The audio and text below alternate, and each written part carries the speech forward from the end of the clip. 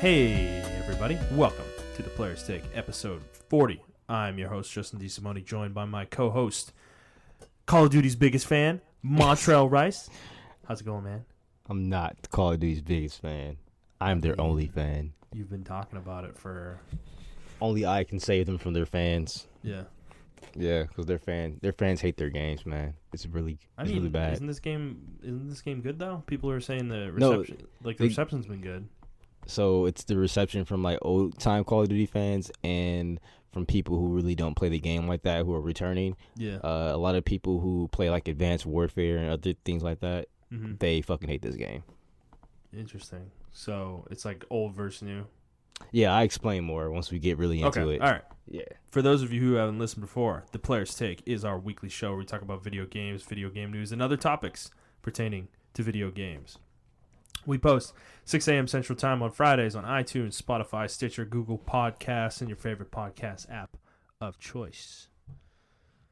All right, Montrell, let's start, like we always do, with what we've been playing. What have you been playing, sir? So I've been playing a little bit of Monster Hunter.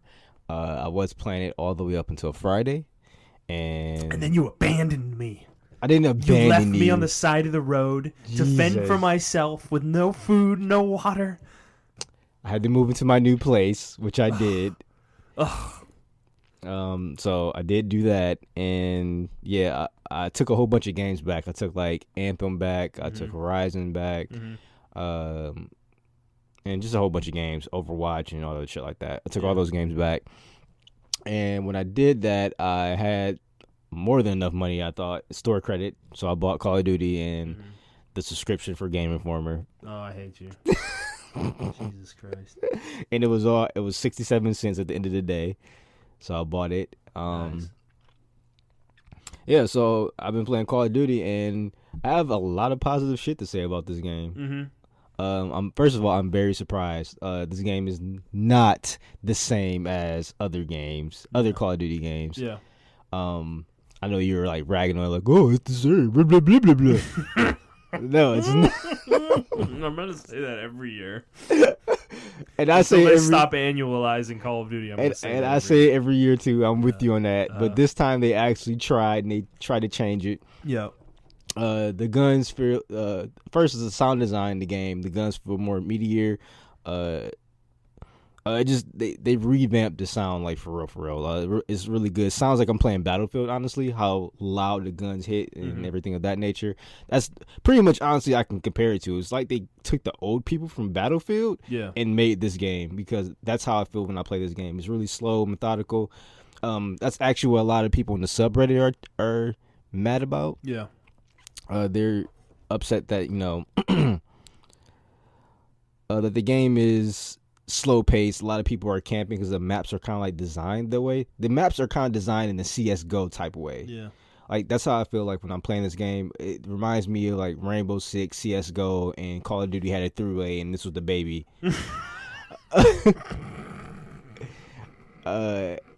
Only here can you get that kind of analysis about video games, folks. So you can't just run out in like old Call of Duty games like Black Ops 2, 3, especially when you start introducing jetpacks and stuff. You can just kind of run out like a maniac and feel like Superman. Yeah. This one, you are a soldier. Like, you feel like a regular soldier. You can't just run and jump and fucking be Spider-Man with guns. And you die like in 2 hits? Yeah. You die in 2 hits. Yeah, the kill time is really good. Ooh. Yeah, it's a really... Is it like more realistic, or is it still like that super fast, cartoony, actually, they did a gameplay? Good... They have a mode where it's super realistic, yeah. And then they have a mode where you can... Really?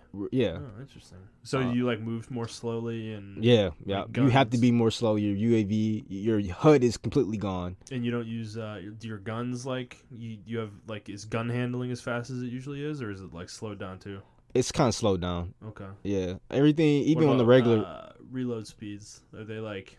You can get a perk to increase your reload speed, but it's relatively... It's like negligible. Yeah, it's manageable. Because I mean, I don't know if I've talked about this on the podcast a lot, but I am a big fan of simulation shooters.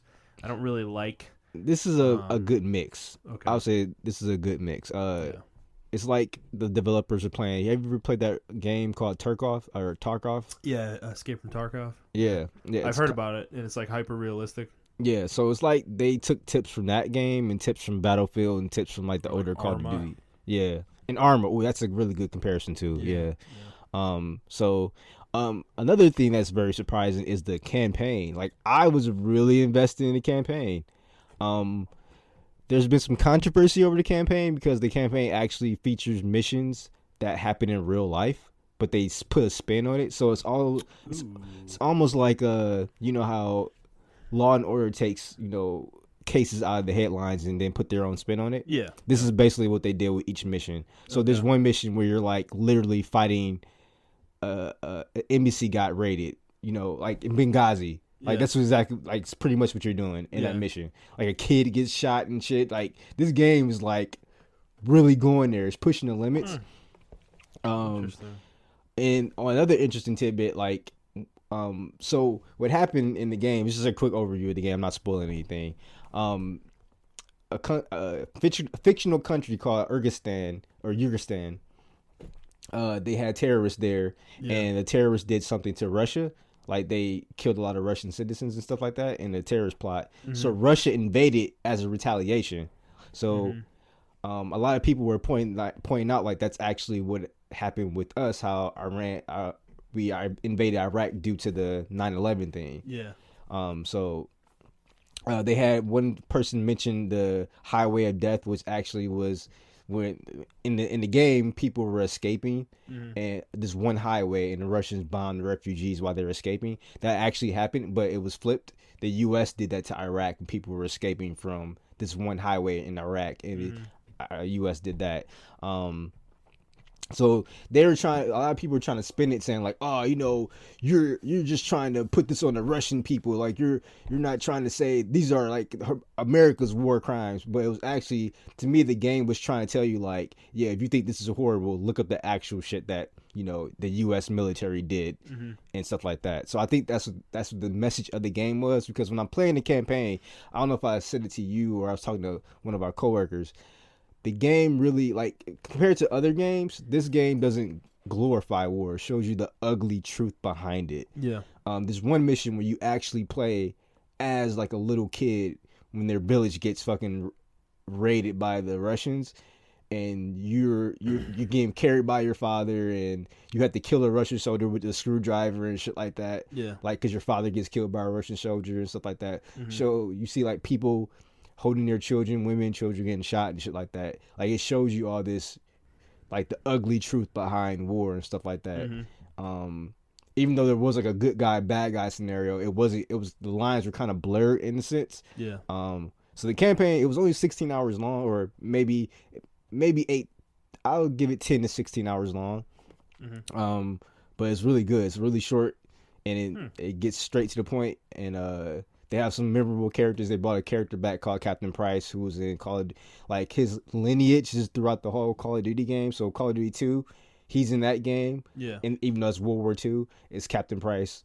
Call of Duty. Is he like what's his name? Sergeant from the Halo Sergeant Johnson or whatever? Yeah, but like each war era is the Captain Price there. Oh, okay, but it's like a different guy. Yeah, but they all speak with a British accent, so we just assume like they're all descendants of each other. Yeah. So because Captain Price was in the original Call of Duty 4 game. And then Call of Duty Modern Warfare 2, and he was in the original Call of Duty 2 game as well. So I think they did a good job with that.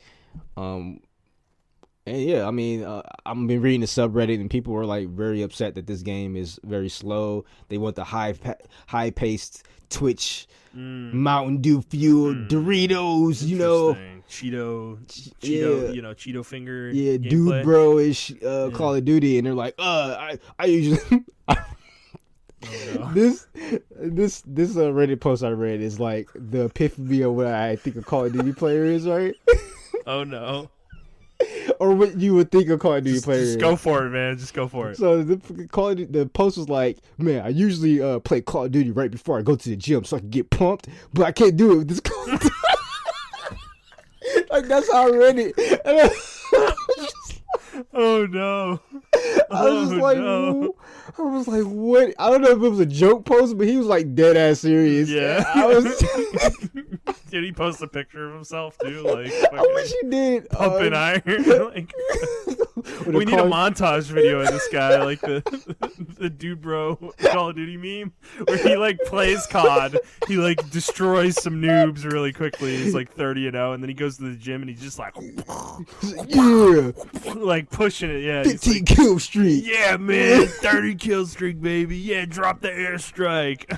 Which is so mean because I go to the gym and like the dudes that are very ripped and you'll think they're like that, they're actually really nice people and they'll help you if you're like serious. Yeah. So no offense to you guys, but I just thought that post on Reddit was so funny because he was so upset. He wrote like 3 or 4 paragraphs and I'm like, this cannot be a troll. This is like real life. So I just thought that post was funny. But besides that, some people are complaining and people are praising the game for its change of pace, and I'm one of those people that are praising it for its change of pace. So what about you, man? Well, hold on. We need our weekly update. Oh yeah, I forgot. Breath of the Wild weekly update. So she only how is she doing? So she only got 23 Korok seeds. Okay. Oh man, she's got to work on that. They're everywhere. Yeah, I don't think she's actively looking for them. Okay. She just comes across them. Dude, honestly, they're so easy to find once you know what to look for. Yeah. It's like it's so stupid. It's the dumb. Like, I honestly hate the Korok seeds because there's so many of them, and like you don't even need half of them. And you're a completionist. Yeah, and it's like I have the completionist OCD, and dude, it's like every 10 feet there's a Korok seed. It's insanity. Like, yeah. So she said that, but she did find all the towers. She was like, "Oh, I only got one more tower to go, and I'll find all of them." Yeah. And I asked her how many shrines she got. I think she said 30.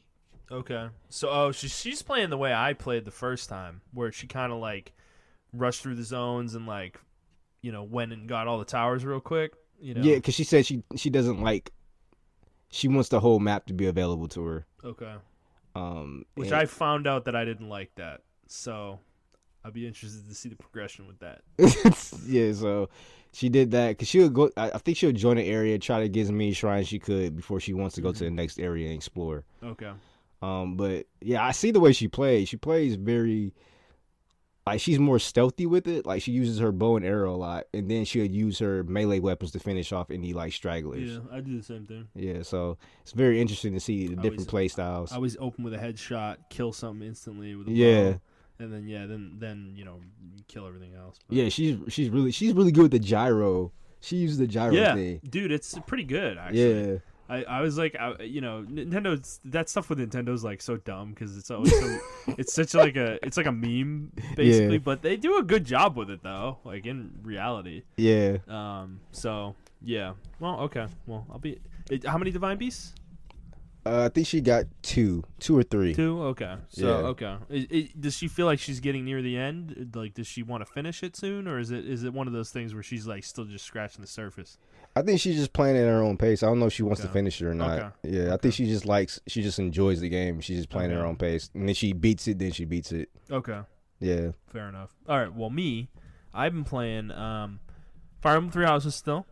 Made some more progress. I got through about a chapter and a half this past week. I am on the final like chapter of the year basically.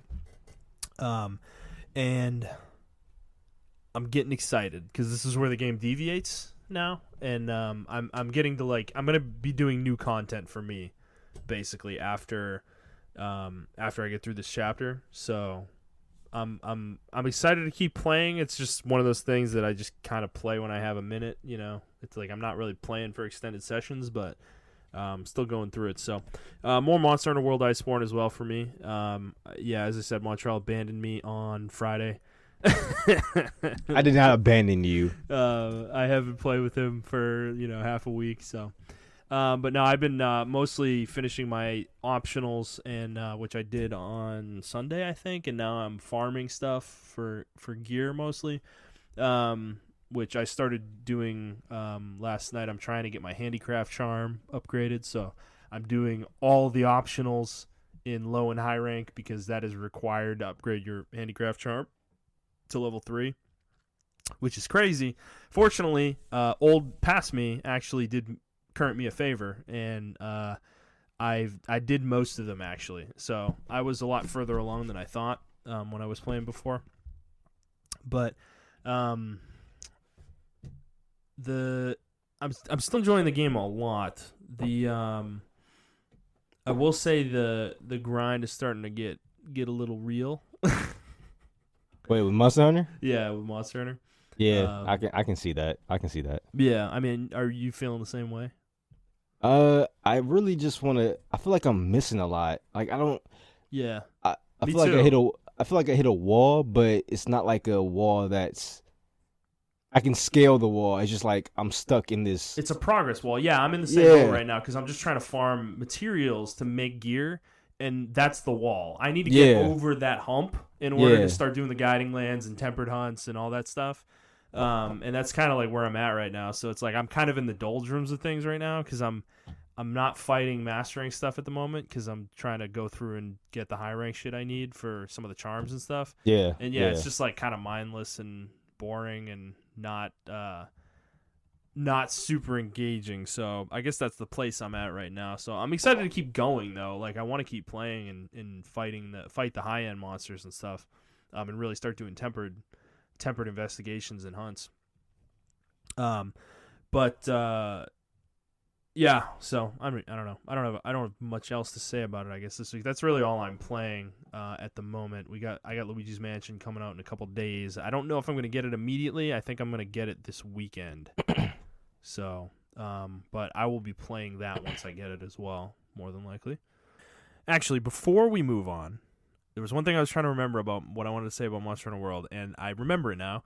And it was I sent you a video on Sunday of a hunting horn player doing the Master Rank 200 hunt that you get. Yeah, I remember that. And he did this hunt. 4 tempered elder dragons. He did this hunt in 15 minutes without getting hit a single time the entire hunt. This guy was running at 1 hit point for like half the hunt. It was the most wild thing I've ever seen. Do we have his name? I don't have his name. Damn it! It's unfortunate because it's unfortunate too because it didn't really get upvoted on the Reddit. So like it's just buried. But yeah, their community is pretty weird about what they upvote on the Reddit site, at least. Because I didn't see any more on this thing too. I had to dig for it to get it to give it to you. I did see comments about him like getting praise and stuff like that, but I do think a lot of people have a narcissistic syndrome in Monster Hunter community. Yeah, they have skill derangement syndrome. Yeah, where they get butthurt that people are better than them at the game. And because this guy was incredible. Like he was like, I made this analogy that he was like the anime character who's like more powerful than anybody fighting him, and like he was just like casually sidestepping attacks and stuff, and like wasn't even using the dodge roll. It was just ridiculous. Like he was perfectly avoiding hitboxes and stuff and like perfectly positioning himself. There was a moment where he was fighting Velkhana and you saw this subtle movement where he like moved out of the way of an attack and then turned himself back around and was perfectly positioned to hit the Velkhana where it was going to land, and then he did it again like 2 seconds later. Yeah, he was already in mid swing. Like when the Velkhana turned, he was already mid swing. And he smashed it in the head and stunned it. It was fucking ridiculous. He did that. I used to be times. that good on the old engine, but dude, he did that multiple times though. Like I do that occasionally too. Like where I know a monster's moveset and I know where it's gonna be, but not that frame precise. Yeah, where he's like literally like he dodges the attack perfectly turns around and times the attack at the exact moment the monster's gonna be in his hitbox for a hit, and like, oh my god, it was ridiculous. He had like this 100% affinity build.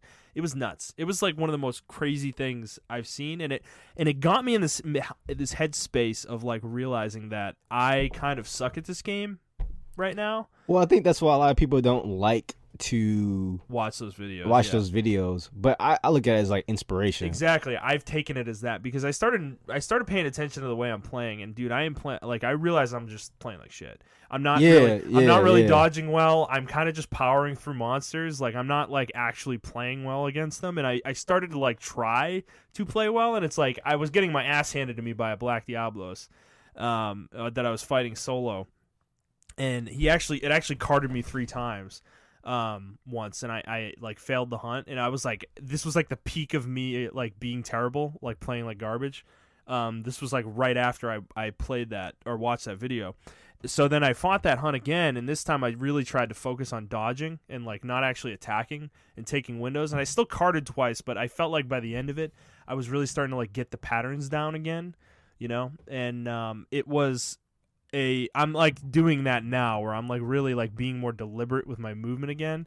And this is kind of how I used to play Monster Hunter, where I'm not focused on damage like every single second I could do damage. It's more about trying not to get hit and take my opportunities when I get them. So my hunts right now are a little bit longer because of that probably, but I feel better about it because I'm not like a scrub getting hit by every other attack. Yeah. You know, it's like that's what I'm trying to get away from, because I feel like I've kind of gotten into that bad habits with that, because World's so like fluid compared to the old games. You can kind of move around a lot more, and it's like you feel like you have, it's so much faster. You feel like you should be attacking constantly. Constantly attacking. I think that's what the difference between this game and the older games is. And it's like a trap mentally. Yeah. It's like a trap that it's kind of snared me in, where it's like I need to be smarter about when I go into my combos and stuff. Like it's like I wasn't being smart about that stuff. I wasn't really thinking about it. I was just kind of like mindlessly executing bad play. So that so it's kind of like reinvigorated me from that front. So, but unfortunately I am in this zone where I'm doing like high rank stuff, which I don't have to really care about anything I do in that. But so I'm really excited to get into the high end content and actually like play well and like feel like a badass, because I hadn't been feeling that way. So I kind of want to like get into that stuff and really like challenge myself, get challenged by this game again. So that's what I'm excited about with it. So that's why I'm kind of still motivated to play. I just need to get over that gear hump, but I'm getting there. So, all right, let's move on to the news. We have a meaty show this week. There's a lot of stuff that happened in the past week. And the first one is a big one, big one. So we talked about a few weeks ago, about a month ago actually. Sony had a state of play where they showed off some extensive footage of The Last of Us 2 and then announced the release date was February.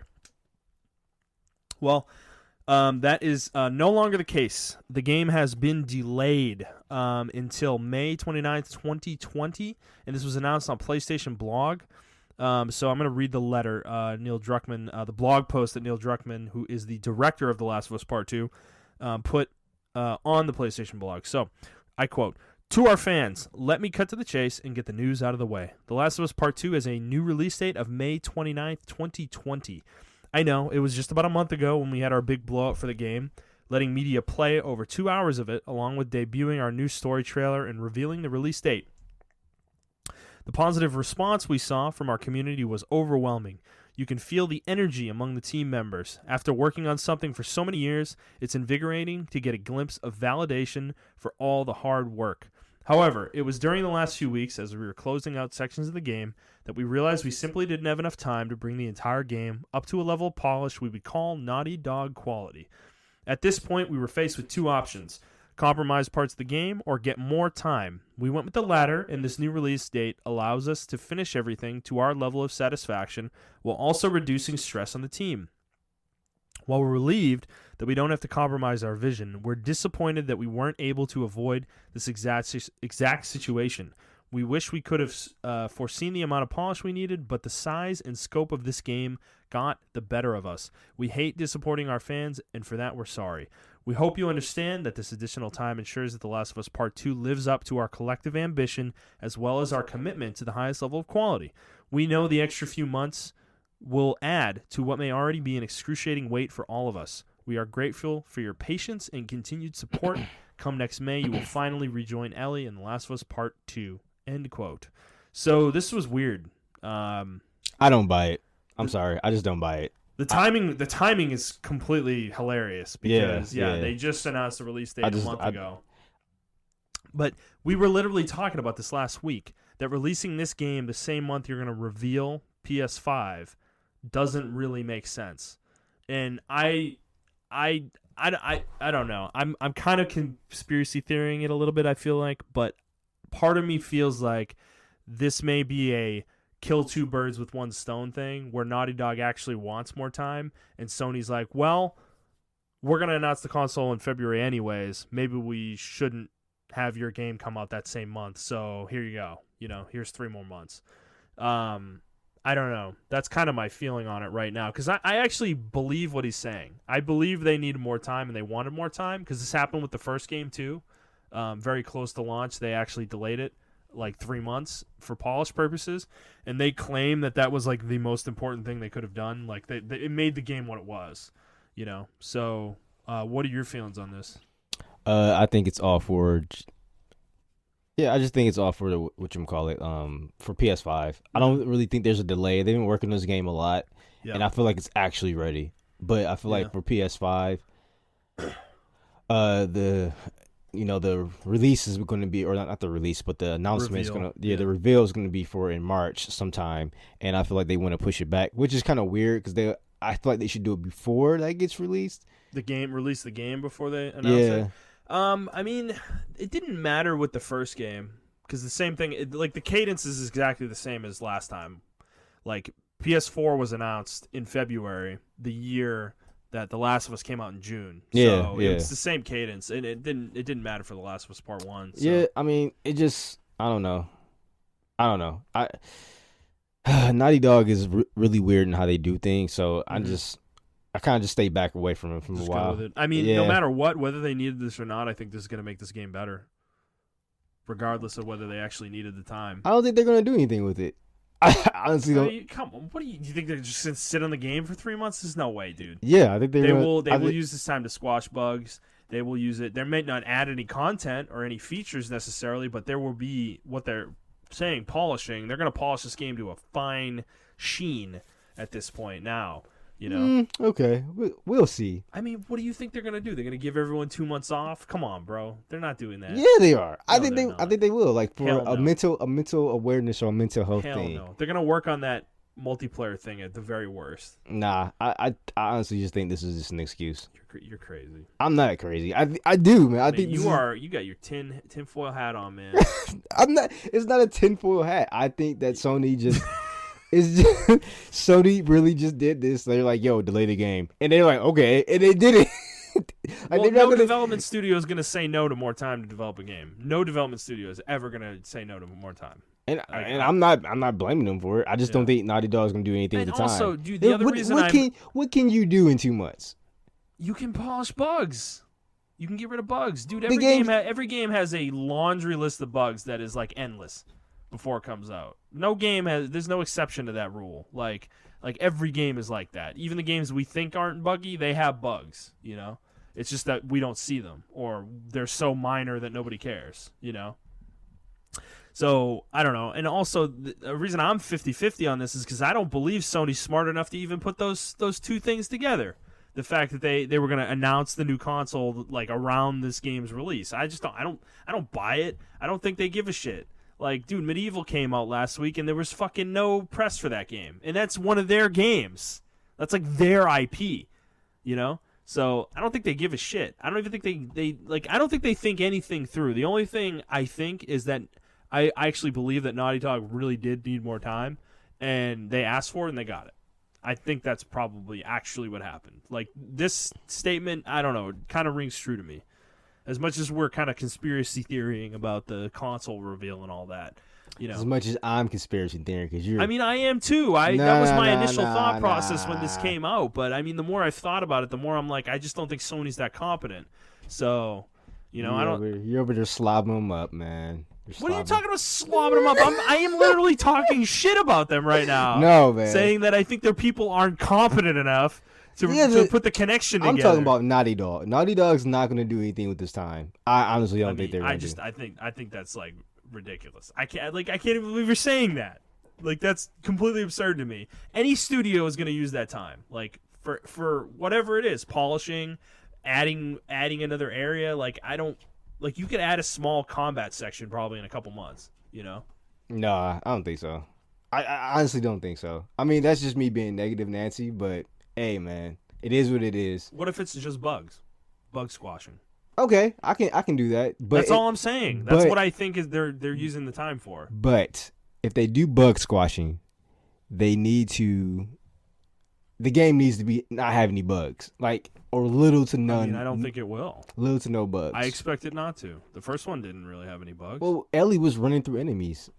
Yeah, that's true. The companion system in the first game was janky as fuck. And they purposefully did that so that your companion didn't make the game unfun because they would walk out in the middle of nowhere and fucking walk into enemies. They did that on purpose because the companion mechanic in video games is historically terrible because of things like that. Yeah, you're right. So I think they're going to do that in this game too, unless they really fix that. But that would take a lot of effort. So, I don't know. I mean, whatever, dude. As I said, no matter what, this is going to make this game better. I hope so. I think a delay is always a good thing. Yes, I agree with you. So, but I don't think they're going to do anything with this delay.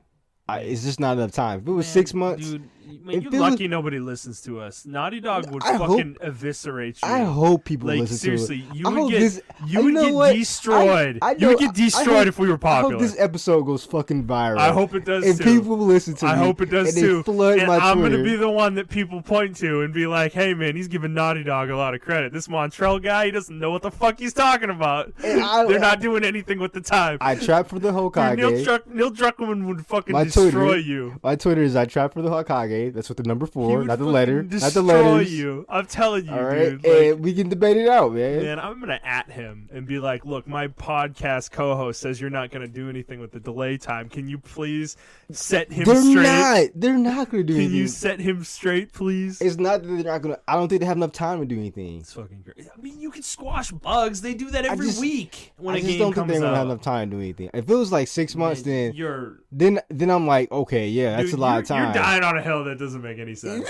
I think you're like, dude, you're like entrenched in this point, and you know you're wrong. I know you know you're wrong. No, man, you're not gonna get out of it. It's like my debate for Mondays versus Tuesdays. No. I'm gonna stick on this hill. You're entrenched in this. I'm gonna die on this hill. This is a bad look, man. This is a bad take. I'm gonna say that right now. This is a bad take. It could be a bad take, but it's a take. It's a bad take. It's a take. I don't endorse what he's saying right now. Okay? You don't have to endorse it. This is a bad. You don't have to. It's there. This is a bad take. Hey, for all you guys who think we agree too much, here you go. Here you fucking go. All right, fuck it. Let's move on. Let's go to the next story. This was another surprise to me. Mixer has stolen another huge Twitch star from Twitch. Shroud has signed an exclusive streaming deal with Mixer. And it's already official. It's been official for about a week, actually, I think. This is the second huge Twitch star now to sign a deal with Mixer. And, I mean, Shroud and Ninja are like the top two. Like, they are it, or they were it on Twitch. So it's kind of crazy that this is happening. The thing is though, Ninja going to Twitch or going to Mixer doesn't seem to have really helped it much. Like nobody cares about Mixer still. It's just like they care about Ninja, and like these people are gonna care about Shroud. I think once they acquire more people, there's still a lot of people that play on Twitch, and I think once this is just another move. I'm trying to think of something that this happened similar where it was like a slow, methodical thing. Yeah. And then as time went on, we just slowly forgot about the other service. Well, it's like the Epic Game Store. Yeah, there you go. Yeah. But Steam's still around, though, right? I know, but we're in the middle of that process happening. We're a lot further along than Mixer making Twitch irrelevant. Yeah. Which, I think it's happen, honestly like, I can compare it to this, right? I think it's Netflix to renting movies. I think because it was a slow thing at first. You remember you were like, it took like 10 years. Exactly. You were doing DVDs and things of that nature, and then it just went to streaming. Then all of a sudden, Blockbuster just fucking disappeared. So what you're saying is that Microsoft needs to be patient. Yes, they're doing Microsoft. Okay, so let's I don't want to deep dive on Microsoft here, but Microsoft has been. We're going to talk about them a little bit in today's show. So yeah, like Microsoft has been doing this for a while with a lot of their services. Yeah. Even though this is not video game exclusive, I feel like a lot of video gamers still use this, being in the tech field or tech industry. Microsoft Teams is slowly but surely sinking out Slack. Like they're doing this slow drip thing. Like they're slowly draining the blood out of Slack. Slack is slowly losing money, because they're taking the features. They're like, oh, we're just gonna use those features on our own teams. We're just gonna use those teams. And then on top of that, you got the suite. So most businesses they download Outlook or whatever, Office 365, and Teams comes with that. So I think this is the same thing with Mixer. A lot of gamers, they game on Xbox, they watch stuff on Xbox and things of that nature. Yeah. And Mixer is already incorporated in the UI of Xbox Live. Like when you scroll over to the next tab, it's like Mixer. It doesn't go to Twitch. The problem with this whole thing, to me, is that this is a philosophical software thing for me. That big companies like Microsoft that are multifunctional, that create multiple different kinds of products, and when you're as large as Microsoft, can you really give the dedication to each one of those products that a company like Slack or Twitch gives to their product? Because those companies are fully dedicated to one single thing. Twitch is dedicated simply to their streaming platform, and Slack's dedicated strictly to their chat, right? Their chat functionality. So it's like, I don't know if Microsoft can keep this momentum up, because they actually need to make Mixer a good platform if they want people to go on it. Is Mixer a good platform? I don't know. I've never actually watched anything on there, so I don't know. But it doesn't seem like people are interested really in jumping ship from Twitch. They're only doing it right now because of the people they want to watch are on there. And if you get enough people, like if you steal enough people from Twitch, you're going to eventually create an ecosystem where there's enough of them on there that's naturally just going to have people on there exploring, right? Well, right now there's only 2 relevant people. You kind of just answered your own question there, or not your own question, but like answered your philosophical software thing. I don't think it's the way the platform is. Yeah. I mean that has a lot to do with it. To be honestly, it does. Yeah. But honestly, it's where it's the people on. Yeah, it's the people on there. It's the entertainment. The reason why Twitch is the way it is not because of its awesome chat functionality. It's because of the people on there making the content. Well, same thing with YouTube. YouTube is like that. Yeah, that's true. If everyone decided to jump ship and go to, like, I don't know, Bing Video or something like that, right? God, Jesus, stop! Don't even invoke that. And then people will slowly go over to it, but because, and then on top of that, Twitch is kind of shooting itself in the foot with constant scandals and banning and things of that nature. People and their whole sexual content policy exactly. is really vague. And I will say, I'm thinking about the way I use Twitch is that I don't even give a shit about any of the features of Twitch. All I care about is that it plays the video of the person I'm trying to watch. Exactly. That's like the only thing that matters. Exactly. Like all the other cute things like Twitch Prime and like all the emotes and the chat no one cares about that shit. I couldn't care less about any of that. A lot of people do care about the emotes, but I feel like Mixer has that already. Mixer has the emote game down. Yeah. They have everything else down. I feel like a lot of people are going to move to Mixer because it's going to be like the next gaming platform, and I hate using this word because I sound like a fucking lame, but Twitch is becoming really normie, like we see normal people who don't even play games, and Twitch is not for just games, but like they're using it for cooking. They're using it for like. Well, the IRL stuff is huge right now. Yeah, it's like almost eclipsing the gaming stuff. Yeah, exactly. Like a lot of gaming streamers are doing IRL streams. Yeah, they're not even like playing games sometimes because, like you said, the personality is the value. The person that is streaming is the value. Like that's the thing that matters, right? Exactly. So it doesn't even necessarily matter what they're doing, whether it's playing a game, doing nothing, sitting in their house cooking. Like, that's. People are going to watch anyways because they love that streamer. Yeah, exactly. So I don't know. Twitch losing its gaming sector, I think that's why Twitch is not really concerned because they have a huge plethora of other stuff. Even though they started out with gaming, I see people they're adapting. Right? Yeah, they have like people doing lifetime streams and stuff like that. Like, oh, I'm just walking with my cell phone on the selfie stick. Hey, everybody, and like they just do that, and that gets millions of streams or millions of views and stuff like that. So the ASMR thing that you're talking about, that's like super popular right now because a lot of stuff is getting banned on YouTube that's allowed on Twitch. So it's like a cascading thing. So I think Mixer.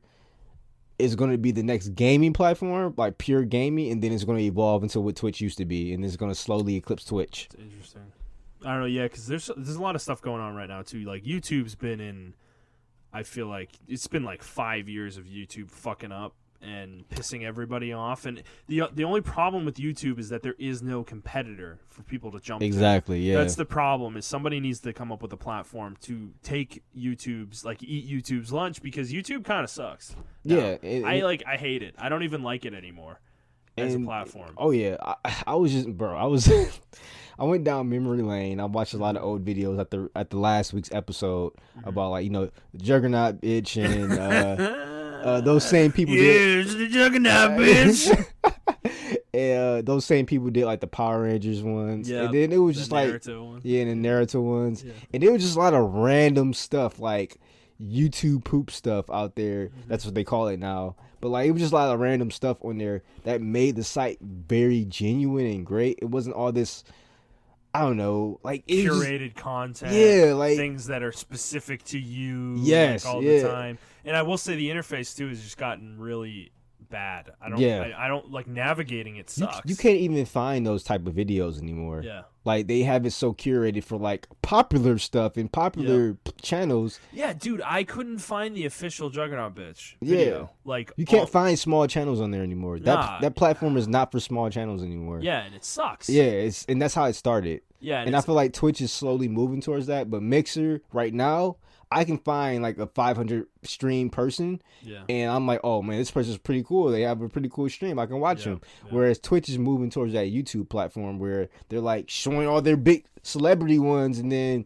here's the small guys way in the back here, burying people. Yeah, and I hopefully Mixer learns from both YouTube and Twitch, because YouTube tried to break into the gaming streaming genre, but it just never took off for some reason. Because I don't go to YouTube for that. Well, because they made it separate from YouTube. Yeah. They didn't integrate it into YouTube. Remember, it was YouTube Gaming. It was like a separate site almost. Oh, yeah, you're right. Yeah, it was weird, dude. So, I don't know. So, it's interesting to watch. I mean, I would expect more of this. This is similar to the Epic Game Store. Like, they're like buying exclusivity. Yeah. Basically, for like things that are popular, for streamers that are popular. And, I mean, it's working. People are going to the Epic Game Store, and, I mean, Steam, we already know Steam just doesn't give a fuck. They don't care at all. Yeah, so I could see more of this. I mean, it's funny because Dr. Disrespect has been talking a lot of shit out there about this, about Shroud and Ninja going here and like abandoning Twitch, and it's funny because I know it's all a bit with him. So I bet you he's gonna sign his own exclusivity deal in like a week or two. You already know it, yeah, man. So but he's another big one though. Like, I mean, he would probably be their next target. Him or I don't know, like Dr. Lupo or something like that. Like one of those guys. Yeah, if they break it to I think him, Summit. I'm a Cutie Pie. Yeah. Those are like really big streamers. Probably Tyler One. Yeah. So. Or Co Carnage. Yep. Or maybe even what's his name? The guy Asmongold. Yeah, Asmongold. I can definitely see him going over to Mixer. So, yeah. So I mean, those are probably their next targets, I would imagine. So we'll see if they get more. All right, let's move on. Next story. Speaking of Steam, this had been teased a few days ago, and it is official today. EA is returning to Steam. Thank fucking God. Now, they're not getting rid of Origins. They should. But EA games are coming back to Steam, and it's starting with Jedi Fallen Order. Good. And more games are going to be on the way with EA Access on top of it, meaning I think games like Mass Effect are going to be back on the platform. Ooh.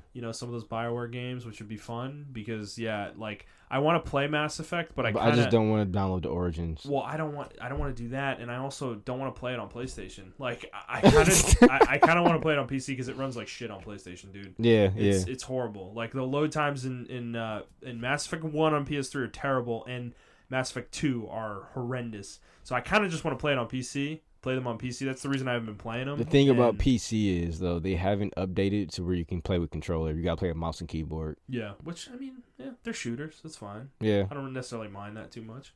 So, hopefully those games show back up on there, and that would be really nice.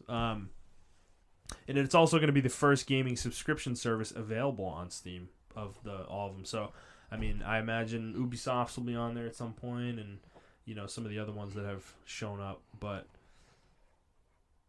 I don't have too much to say about this. I hate EA, but I'm glad they are returning their games to Steam. Hey, man, Madden. You're going to get Madden on your front page. Are you excited about that? Yes. Madden 20. That's going to be plastered all over my Steam account now. It's like Steam. I'm looking at this, and it's like Steam just doesn't care. They're like, you want to come back? All right, good. I mean, we got a couch. Yeah. They don't care. Anyone leaves, and they just come back. Like, I think Ubisoft's going to do the same fucking thing. Yeah, I imagine they would, too. They probably haven't seen as much success as they would like. And honestly, I think it's another thing. I think another thing with them doing this is this could be a market thing where they don't want to see the Epic Games Store succeed, and they are literally making a choice to support Steam to hurt the Epic Games Store, right? Yeah, I can see that. Because I mean they're a big player in the market, right? And yeah, Ubisoft could make the same decision. The thing is, though, Ubisoft has already chosen the Epic Games Store. Remember? Oh yeah, Division right. 2's on there, and I think Ghost Recon's on there too. Yep, and stuff. So I think EA might be just kind of putting their eggs into the Steam basket to kind of balance things out a little bit, I guess. So all right, let's move on. Next story. This one is interesting. So Square Enix is hiring for, quote, HD development of the Kingdom Hearts series. Wait, you said HD development? Yes. They're hiring UI designers, effects designers, and technical artists to work on the HD development of the Kingdom Hearts series. They already made an HD. I mean, my God, they're about to port it to PS5. Oh, you think Kingdom Hearts 3? Yeah, PS5. I mean, dude, it makes sense. Yeah. Right. That's probably what this is. People are speculating that this is the next game, and I just don't believe that. HD remakes? Because no. The DLC is not out yet. Remind? So why would they already be working on the next game? Like, I don't and plus think about all the things they have in the pipeline right now. They have Final Fantasy VII Remake. They probably have Final Fantasy 16 either in development or kind of in pre-production, kind of percolating in there. And the Brave Default team's not making the next Kingdom Hearts game, Why not? I mean, they're just not. It's not the kind of game they make. They should make like a spinoff where like a 2D, either like a 2D or like a 3D like traditional Japanese RPG with Kingdom Hearts characters. Yeah, I don't know. I mean, we don't know what the Kingdom Hearts team's working on though. Are they all working on Remind? I don't know. Probably not. I mean, I think it's not. Yeah, I think it's very small. So they may already be scoping out the next game potentially, but I don't think this hiring though is related to that. Yeah, I think what were they HD-ified? I think you're spot on. I think it's a port to the next gen. But why? I mean, a lot of the next gens are rumored to have backwards compatibility. So yeah, but that doesn't mean they're leveraging the console's power, right? Oh, okay. I see what you're saying. Like they're gonna actually update the game so there's no more frame drops. The game looks more beautiful. Gotcha. They're gonna add textures and really optimize it for the SSD so load times are short. Things like that. Like I see really what you're saying now. Make it for PS5 and Xbox Scarlet. Like gotcha. Okay, that makes sense. Yeah, I think it does too. Because back compat is gonna it's gonna make games. It's just gonna emulate. They're gonna load faster probably, but otherwise the game's not. It's not like the game's gonna get like more beautiful. Yeah, you're right. It is what it is, So I could see that. All right, next story. This one's a big one. So Ubisoft had a earnings call, and they have had a bad year, apparently. So they have delayed 3 games that were in the works. They've delayed Watch Dogs Legion, Rainbow Six Quarantine, and Gods and Monsters all into fiscal year 2020, which means I believe they're all out of that Q1 window next year. So Watch Dogs was supposed to be for March. I'm assuming it's no longer going to be coming out in March. Wait, they delayed Watch Dogs Legions? Yeah. Oh, I was waiting for that game. I know. And then they talked about their revenue. So, I quote: "So the gaming giant now expects an operating profit of between 20 million euros and 50 million euros, sharply down from a previous target of 480 euros." Continuing, it also slashed revenue guidance, saying it now expects net bookings of roughly 1.45 billion euros for the year, compared with a previous forecast of 2.185 billion euros. Would you say that's almost a 33% drop? It is, yeah. That's crazy. That's not as crazy, though, as the profits. The profits are dropping by like 80%. Oh yeah, that's fucking ridiculous. That's insane, dude.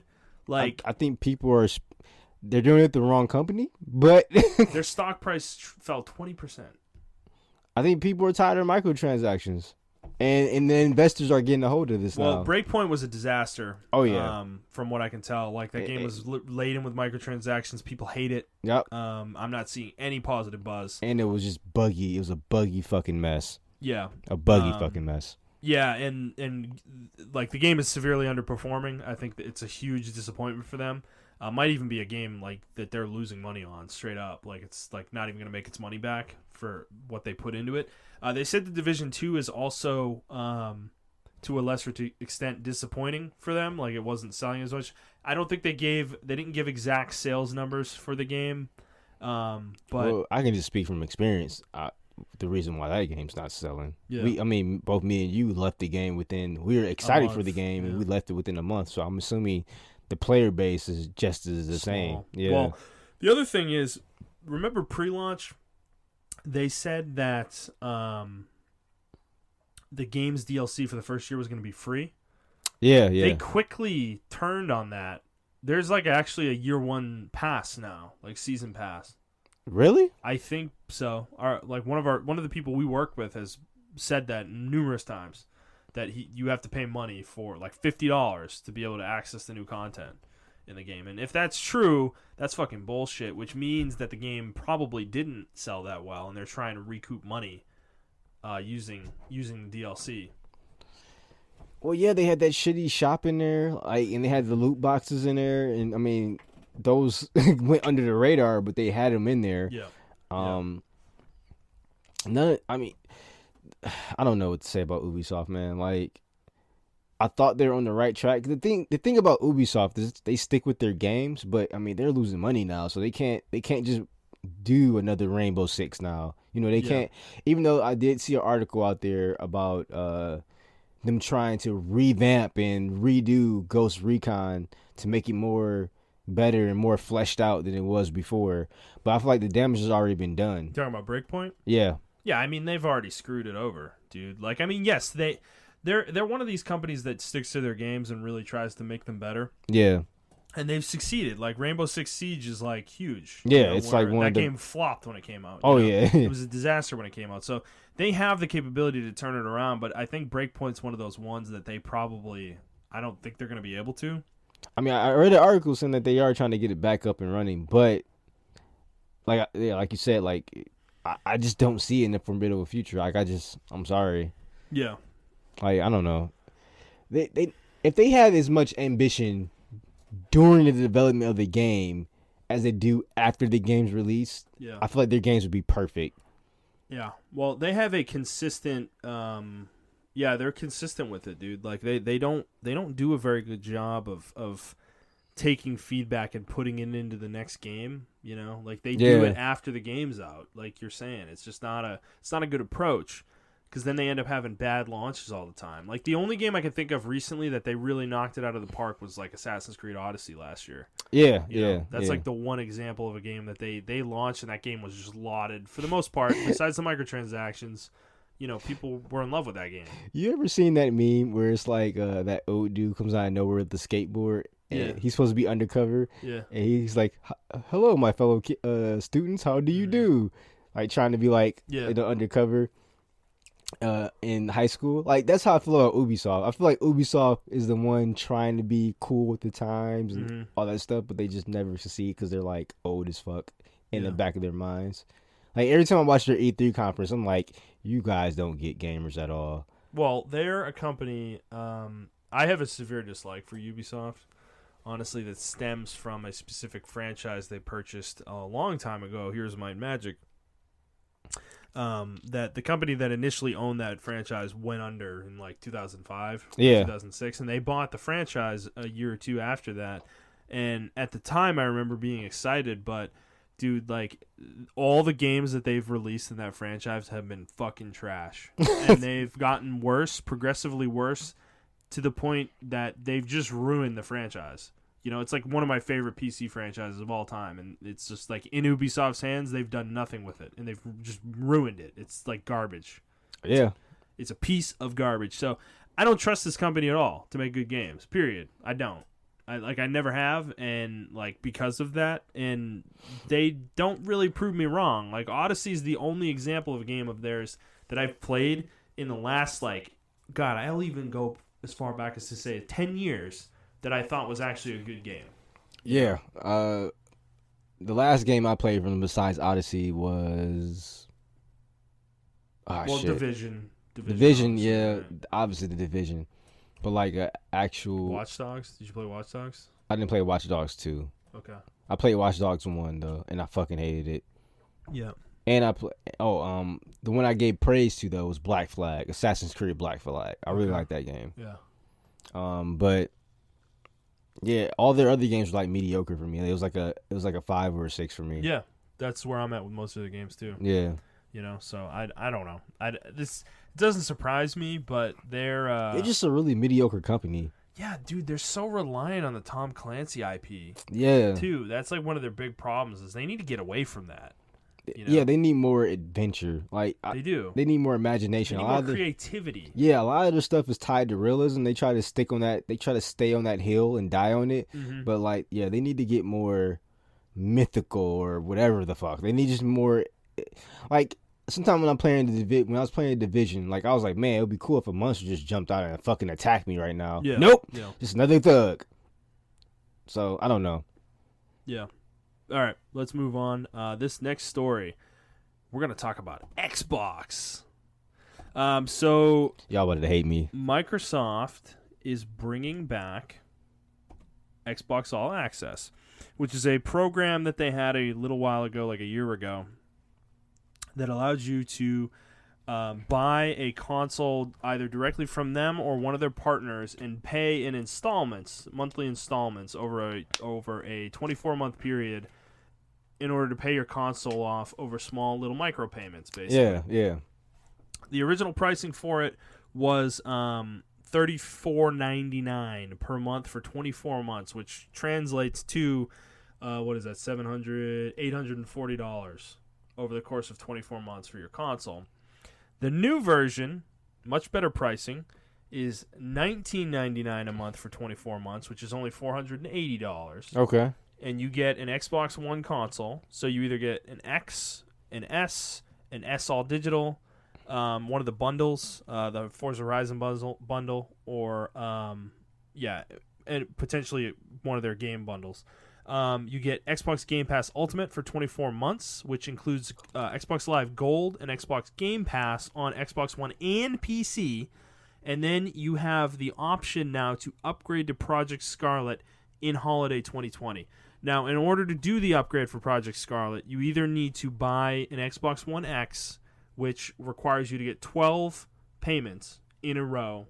Like, you don't miss any payments or you're not late on any payments. So you got to have it for a year, pretty much. You need to have it for a year, and then you can upgrade next year. The Xbox One S, you need to have, I believe, for 18 months in a row with 18 payments in order to be able to upgrade to the Scarlet. Okay. So, it's... But you get... Honestly, there's actually a lot of value in here. I was just going to say, like, you get Game Pass with that shit? Yes. That's really good. The original incarnation was out of control, $800 and whatever dollars. It's yeah, really ridiculous for what you were getting for a console you could get for like $200. Yeah, exactly. Now you can get the Xbox One X, which is a console at best you can probably get for $300, brand new out of the box. With 24 months of Xbox Live Gold and Game Pass, that's like, I think, $200. Yeah. Because a year of it is like $100 for that. To have Xbox Live Gold and Game Pass together, I think is $100. No. Gold is $100 Game Pass is $100 by itself. Yeah. It doesn't include gold.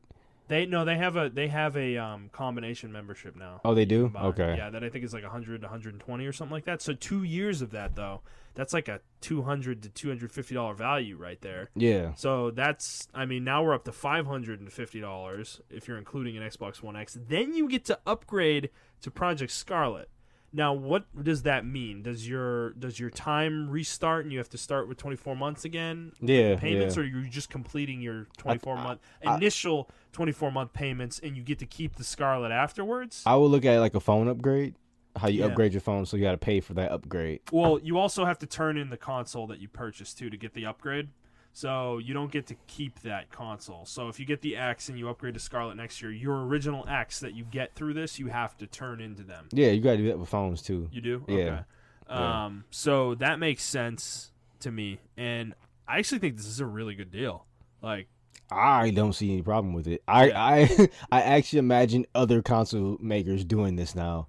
yeah. Like, Well, what was your? Because you were saying you were about to talk some shit. What was your initial? No, I wasn't going to talk. I wasn't going to talk shit. I was going to praise it, and people hate when I praise fucking Xbox. Okay. I think this is fucking amazing. Because the pricing is really good. I $20 a month, dude, is. If you hate this, then something's seriously wrong with you. Because Yeah. this is affordable for people who can't buy the console outright. That was the initial thought of the original idea. It's just the pricing wasn't good enough. Yeah, Right? exactly. It was a little bit too expensive. This though now is accessible, and for people who who aren't like us, who can actually make that big purchase. Yeah, This is a great deal for you. yeah, Because you're going to be current, because Game Pass gives you every new Xbox exclusive exactly. day and date with the regular retail And release. then- So, dude, you don't even have to buy games. If you're into Xbox and you like the games that they sell, you really don't even need to buy anything. Yeah, You know? It's like, this is a really great way to get into gaming. exactly. I was about to say that. And then on top of that, you can just take it back. Yep. If you don't want it, you're like, okay, I'm about to return everything. So you can try it for about 2 months. And if you don't like the console or you don't like whatever, then just take it back. Yeah.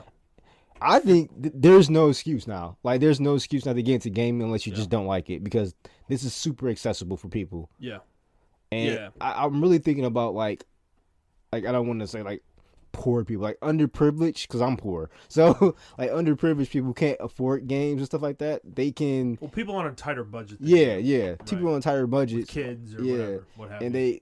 they can't afford the luxury of buying a console outright. Yeah. They can actually do this because this is affordable. This is great for a $20 a family. month, and everyone can play on the console. Yeah, exactly. And yeah, the fact that you can upgrade to the next Xbox though is crazy. Yes, That's crazy good. that's cool. That's awesome, dude. Because that's the thing. A lot of people who can't afford these consoles wait till the end of the generation to buy the console, and then they wait to the end of the next generation to get the next one. Yeah, you know? exactly. Yeah. But this way, you can just stay current, you know. And Game Pass again is hundreds of games included in that. Yeah. So that's And even third-party games are in there. Yeah, that's another thing you're not factoring into the value, like Yeah. the games that you can get. That's what I'm saying. It's crazy. It's not just the monetary value of what you would normally pay for it. Yeah. Yeah, it's the actual value of the games in Game Pass. Man, we're shilling it up for Microsoft Dude, right now. look, dude, look. Okay, yes, we are. But what else am I supposed to say? Because like, this is a great deal. If you think this isn't a good deal, you are just a fucking like you're lying to yourself, straight up. If Nintendo had this deal, I'd be over as shit. Dude, yeah, Nintendo's version of the deal would be $50 a month, and you wouldn't get Nintendo Online with it. And they don't have a Game Pass equivalent, so you'd just be paying $50 a month for a Switch. And Pretty much, yeah. It'd be 24 months. And guess what that would amount to? I don't even want to think $1,200 Jesus for a for a Switch. Switch. That's what Nintendo would do. Nintendo is really the Apple of fucking Sony, gaming. what Sony's probably gonna do? They're gonna charge $35 a month, and they're gonna give you the inferior PlayStation Now and the inferior PlayStation Plus because their network sucks ass. That laggy ass UI. That laggy UI. Yeah. That shit is annoying. as Look, fuck. guys. Look, I'm not an Xbox shill. I don't even like Microsoft that much. He doesn't. I actually fucking hate Microsoft. He honestly. actually does. You should hear me at work when I He talk has about a Windows. free Xbox One and doesn't even play it. Dude, you should hear me at work talk about Windows. Oh my god. it's endless. I just rant about it all the time. I hate Microsoft. They suck. They're a terrible company, but this is great. Yeah, this is a good-ass deal. Objectively great. This is an objectively great deal, and if you can't see that, you need to reevaluate the way you think about the relationship between Xbox, Sony, and Nintendo. Yeah, the console war thing needs to stop. It's over. Look, it's over, guys. This is good for everybody. Yes. What they're doing right now, this is good for everybody, because guess what? The other guys are going to respond. Yes. They're going to respond. Yep. So preach it. Yes. I like this. This is great, dude. If I didn't have an Xbox, like I don't think I'd do it, but I think about it. I think about it. This is a really cheap way to get the next Xbox. Yeah. Really cheap way. And dude, this is the future, man. I think this is the future. Like, this is what we're all going to end up doing. Like, none of us are going to own our device.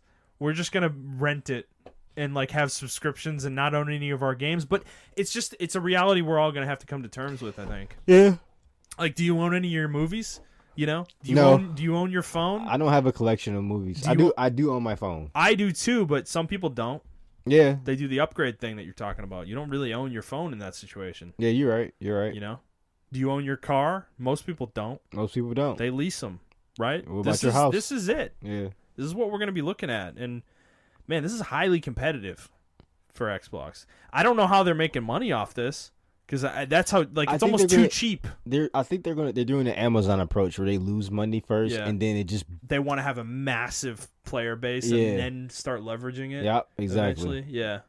I mean, they're big enough that they can do it. Yeah. It's pretty smart. So, I don't know. I like this. Good for you, Xbox.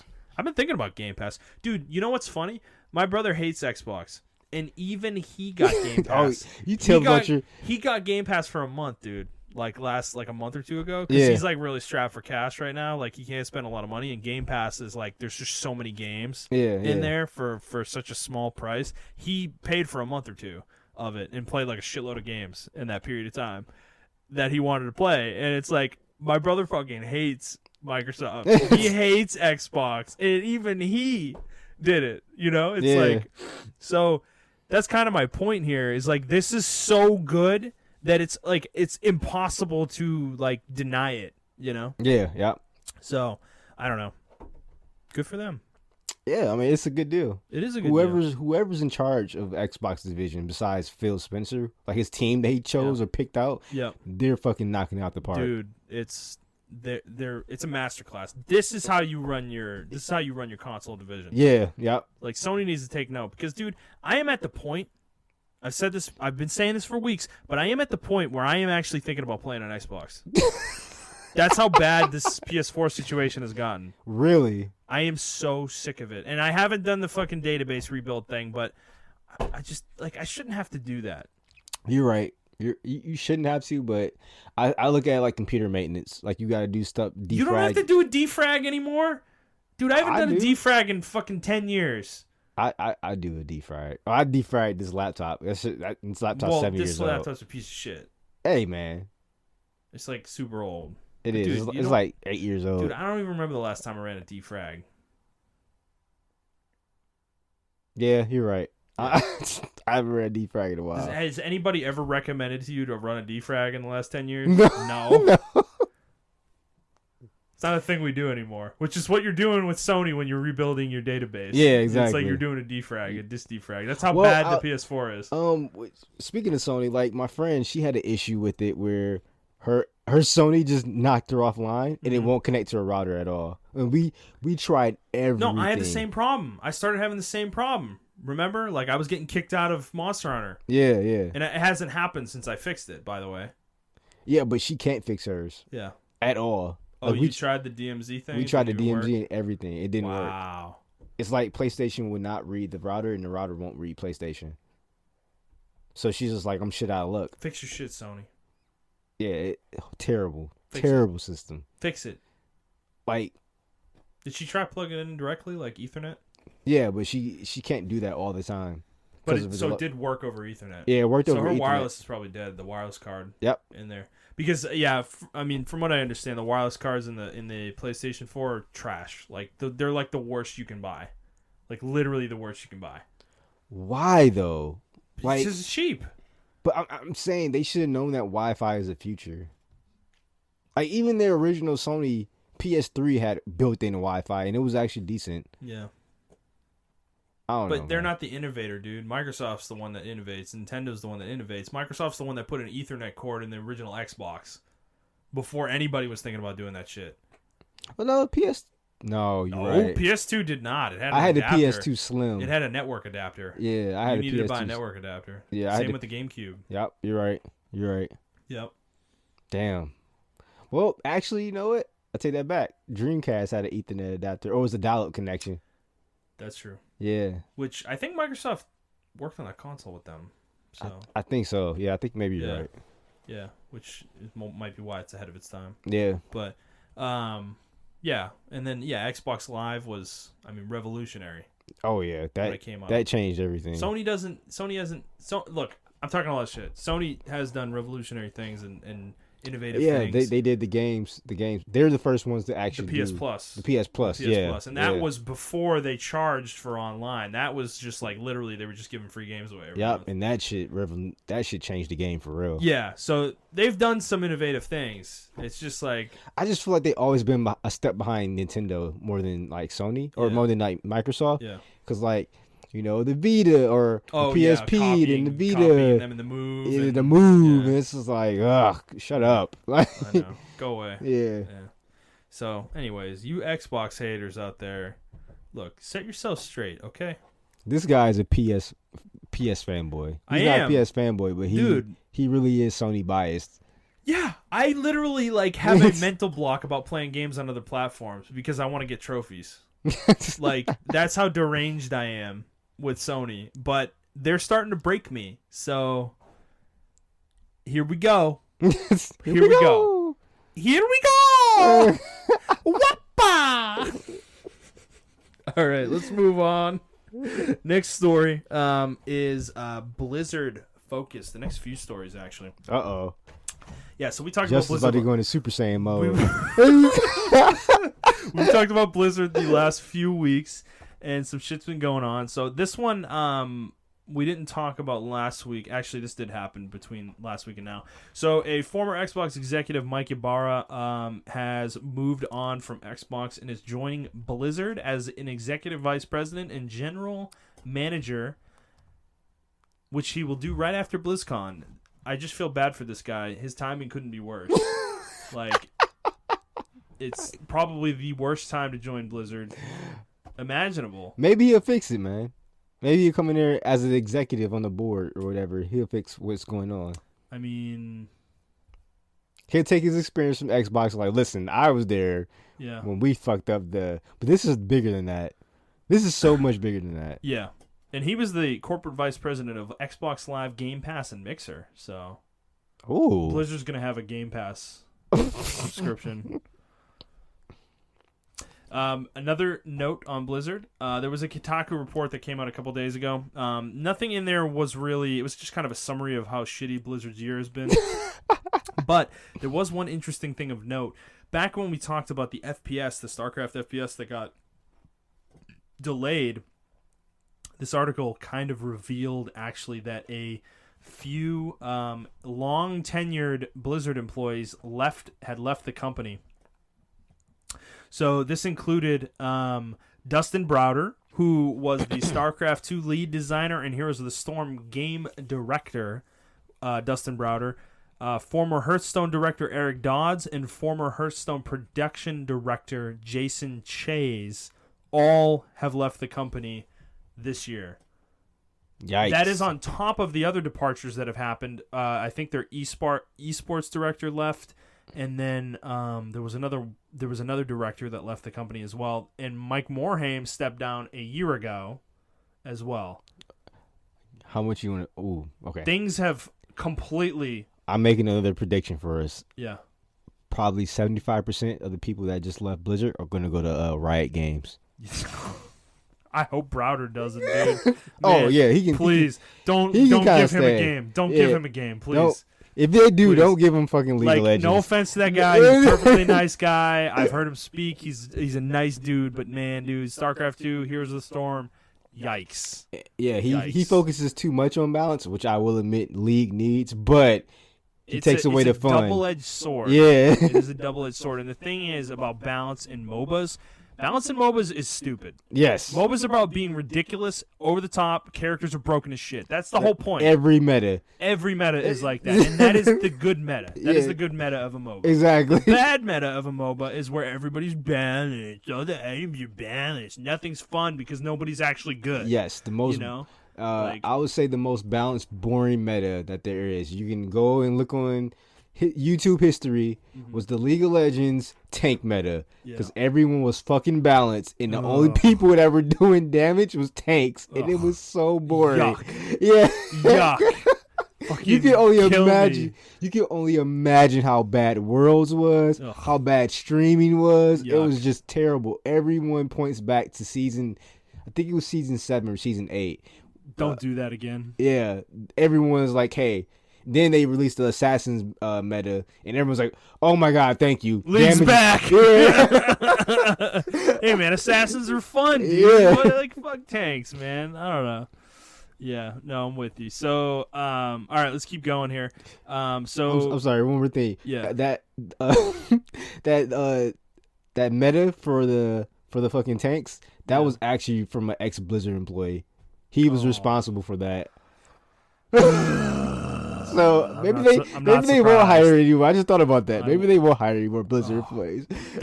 Please don't. Like all these guys are gonna make their own company, and they're gonna make like some esports MOBA game together, and it's gonna be terrible. And yeah, okay, another Blizzard story. So this one's back related to the Hong Kong discussion we were having last week. Mitsubishi, who is a sponsor of Blizzard, has dropped their sponsorship of Blizzard after what they've done. They didn't officially mention anything. Like, they didn't mention it being related to the Hong Kong thing, but the timing is very convenient. So, yeah, it's kind of bad for Blizzard. They're starting to lose sponsors now, and I kind of, like... It's funny that Mitsubishi's doing it because, I mean, they're not an American company, so there's... Aren't they a Japanese company? They are, yeah. Yeah, which, I mean, makes sense. I don't think they have a good relationship with China, so as far as I know. So something to note. We'll see if it continues to happen. All right, last Blizzard story, and then we might talk about BlizzCon a little bit here. Warcraft 3 Reforged they've announced the beta is beginning this week. It seems like it has already begun. I have seen some YouTubers already playing the game and posting videos. Grubby being one of them. He's a former pro who was very good as an orc player back in the day of Warcraft 3's pro heyday. And I will say I have been perusing YouTube, watching unit comparison videos, model comparison videos of the old models versus the new models, and god damn, do these models look good. Like, it's ridiculous how good some of them look. Some of them I think are a little questionable. They're not super good, but dude, the detail is like just insane on the new units and buildings versus the old ones. It's nuts. So I'm very excited for this game. The beta, I don't really care for it. I'm not, like, if I get an invite, I might check it out, but I'm really just waiting for this game to be out, which, I mean, honestly, I don't think this is going to happen, but it would be really fun for them to just say the game is out on Friday during their BlizzCon presentation. I just don't think that's going to happen, though. The fact that they're doing a beta... It's gonna be a few weeks at least. I mean, it may come out. I mean, they may say like, "Hey, open beta for everybody." It's just not the way Blizzard does things, though. Yeah, I mean, well, they need to change the way they do things, obviously. I know, but I think that's one thing they actually don't need to change is they still do betas when most companies don't, and they do real betas where they actually have people play and like use the feedback. So, yeah. So I would expect an announcement at BlizzCon of when it's coming out. Okay. I mean, it's a good thing. See, like, this is the reason why I really didn't take a stance on the whole.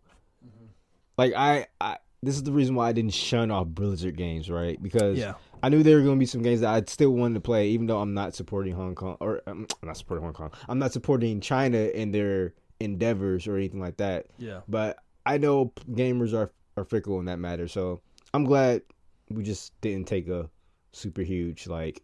Well, we were right. We were right. Are people talking about that anymore? They're not. Not really. Well, the senators and stuff are now. But yeah, it's gonna follow Blizzard. But otherwise, in the news cycle, no one's really talking about it anymore. Like, yeah, the outrage has ended. Our friend's already like faltering in his boycott. He wants to play WoW again. So it's. I mean, it is what it is, dude. Yeah, and I mean, I see people already like, already hyping up what you call it? BlizzCon, Overwatch 2. Overwatch which 2, got yeah. leaked. Yeah. That's most certainly getting announced, and I mean, I'm pretty sure Diablo 4 is getting announced. Diablo 2 Remaster seems very, very likely. We already have this, so I assume a release date's coming for this. Like we said last week. We said all these things last week, by the way. So, I mean, this show is going to be huge for them. And is it going to be enough to get people off their back? I kind of think so. I think the hype of all these new games being announced is going to be insane for them. If they don't show anything, this is probably going to be the worst BlizzCon. No, there's no chance. There's 0% chance. They're going to show a shitload of new stuff. Yeah, they have to. That's what I'm saying. They have no choice. But if they do the Blizzard thing, where they do show nothing, this will legitimately be the worst BlizzCon ever. But dude, the article that I was talking about that summarized Blizzard's year, the headline is literally that Blizzard is going all in on BlizzCon, and that's been their plan for the whole year. And yeah, it just seems obvious to me. I mean, they have so much to talk about right now that they haven't said a word about pretty much for a while. So, and even maybe slip in a Diablo Immortal release date somewhere in there. You guys have phones, don't you? Do you think that game will make an appearance? Yes, I think. You think they'll talk about it? This is what they're gonna do, right? This is or what do you they're think gonna they'll do. just do a panel? No, they're gonna talk about it. So this is what they're gonna do. Okay. They're gonna do the huge presentation of like, oh man, we know you guys like Diablo, and everyone's like, yeah. Or they're probably not gonna be like, where are you going with this? And they're like, now on BlizzNet.net right now, fucking Diablo 2 remaster. You can play it now. And then it's gonna go black. Then the lights are gonna fade. Mm-hmm. I'm painting a picture for y'all. Yeah. Lights are gonna fade, and then it's gonna be like Diablo 4. They may show gameplay footage, or they may just show a logo. No, they'll show gameplay. They show gameplay? Okay, so they're gonna show gameplay. Diablo 4. They show the gameplay, and they're like, well, why are you waiting for that? It's gonna be a little tidbit. Why are you waiting for that? You can play Diablo Immortal right now. Out now. Yeah. Right after the show. You think they'll do that? They're not going to do that. They are. You think they're going to tack it on like that? Yeah. Dude, I think that will get people pissed. I don't think so. I don't know if they can show that game. I legitimately don't think they can show that game. I think what they're going to do is they're going to have a panel shoved into one of the back rooms somewhere. They're not even going to advertise it. And whoever shows up, and they're going to release information through that. I think that's what's going to happen. Man. I think that's the safest way for them to get info about this game out. They're going to show a trailer, right, of Diablo 4, and then they're going to be like, you can play it, play Diablo Immortal now and get exclusive content on Diablo 4 or Diablo That's Immortal 4. That's going to piss people off more. I'm just saying. I just don't think they I'm thinking the way a company does. This is what I would do as an executive. Think they can show it. Activision, though, probably thinks they can show it. Yeah, yeah, that's what I'm saying. Which means Blizzard's going to show it. Yeah. I hate Activision so much. So they're such assholes. Because I'm pretty sure they're going to lose a little bit of money from Call of Duty because a lot of people don't like this game, but a lot of people do like it. You think it's not going to do well? I think the next game they're going to go back to their original formula. Oh, this is so different from like other Call of Duties that people are on forums right now. The vocal minority is what's going to decide this game, in my opinion. Yeah. Well, BlizzCon's going to be fun. I can't wait. Oh, and they're also going to show like Call of Duty stuff. I can't fucking wait for BlizzCon. Like, I'm so excited for it. Just everything around it. The announcements, the protesting that's going to happen. That's what I'm excited for. I'm excited about it, dude. I can't The cosplay. Wait. Oh my god, yeah, I the can't Winnie wait. the Pooh cosplays that are going to be at BlizzCon, dude. I'm so excited. Fun fact: Winnie the Pooh is the third highest merchandise seller in the world. Number 2 is Hello Kitty. Yeah. Number 1's Pokemon. Yeah. No, of course. Nobody's surprised about that. Yeah. Okay, let's move on and wrap up here. So, Monster Hunter World Iceborne got a PC release date last week. It is coming on January 9th, 2020, and it will be releasing without the DLC that's coming, or the add-on stuff, whatever you want to call it. Yeah, they did a special, and they said that it's coming next month. Or it should be It's there coming. by... It's coming a month, like... So their plan is not to... next month, but the month after. Their plan is to fast-track the add-on stuff for the console game, for the PC game to get them to parity, so that they're releasing everything at the same time eventually. So what this means is, what they said is that the Rajang update and the Resident Evil crossover are going to be on PC a month after launch. In February. And they want to do the next set a month after that. So they want to get it out as fast as they can, and then get them to the parity so that they can release everything at the same time. So it kind of sucks that they're not having everything out at launch. But the thing is with Iceborne, and I think PC players are upset about this, the fact that this game continues to not be day and date with the console release. What I'm going to say, though, is I don't think Capcom is doing this through a port studio. Like, I think Capcom is internally developing this port. Oh yeah, because sure. it is an extremely good port. Like, it's one of the best PC ports out there. Period. Like, it's beautiful. It runs really well. It does not have issues really that I know of. And yeah, so this game is extremely impressive, and I think people just need to be patient, dude. Like, they're dedicating real good resources to it. It's just that they can't do it while they're developing the actual game. You know? What I hope for eventually is, when they catch up with all the content and all the versions, is that we can get some either cross play or cross saves going. I really want cross saves, because I want to switch. I want to switch over to PC, because I can't do it on my PS4 anymore. Me too, bro. dude. I'm so sick of it. Yeah, the load times alone are killing me. I need like an SSD or something. Yeah, it's fucking ridiculous. It's insane, dude. Yeah, it's insanely bad from that perspective. So yeah, I want to play it on PC too. So I'm really hoping for cross save. They didn't announce anything about that, but there are people on the forums constantly asking for that. I did search it, and there are people. Dude, I will switch to PC. Yeah, like if it's cross save, I will switch. I probably won't switch immediately, because Rajang won't be out and certain things like that. Well, no, that's why I said after they catch up. After they catch up. Yeah. I think that's what they're doing. That's a good call. I think that's why they're trying to fast track it, honestly. I think they have something in the works down the pipeline, probably by June or something like that. They're going to announce, like, hey, you can do cross saves now. Oh, that sounds awesome.